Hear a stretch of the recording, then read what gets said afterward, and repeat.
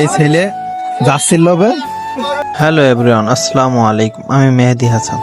অনেকদিন অসুস্থ থাকার কারণে আমি ভিডিও দিতে পারি না। তো আজকে আমাদের এলাকার মাঠে একটা আর্জেন্টিনা এবং ব্রাজিলের খেলা হচ্ছে, সেটা দেখার জন্য আমি মাঠের দিকে উদ্দেশ্য হয়ে রওনা দিলাম। মাঠে আর্জেন্টিনা এবং ব্রাজিলের খেলা। এই ছেলে যাচ্ছিল আর্জেন্টিনাতে ব্রাজিল করতেছে, শুধু একটা যাচ্ছিল। মুখটা বের করে। ব্রাজিলের সমর্থকরা কি সবাই এরকম লোভী? তারপর আমাদের এলাকার কিছু মুরব্বি দিয়ে আর কি মাঠটি উদ্বোধন করে নিলাম। এপাশে আছে আর্জেন্টিনা এবং এপাশে আছে ব্রাজিল। খেলাটি নকিপুর জমিদার বাড়ি মাঠ প্রাঙ্গণে হয়েছে।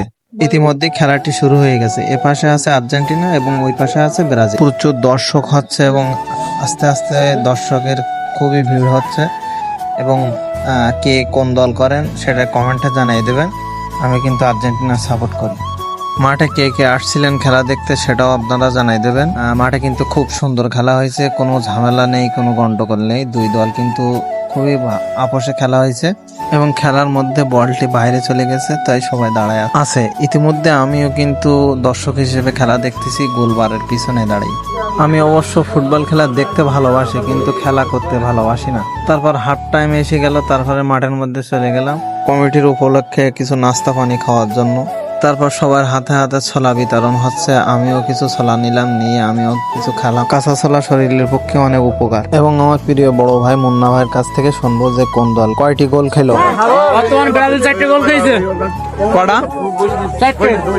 আসলে কিন্তু না, কারণ তিনি হচ্ছে আর্জেন্টিনা সাপোর্ট করে এবং আর্জেন্টিনার দিকে তার টান। তো খেলাটি এইখানেই শেষ। ভিডিওটি ভালো লাগলে সবাই লাইক কমেন্ট শেয়ার করে দেবেন।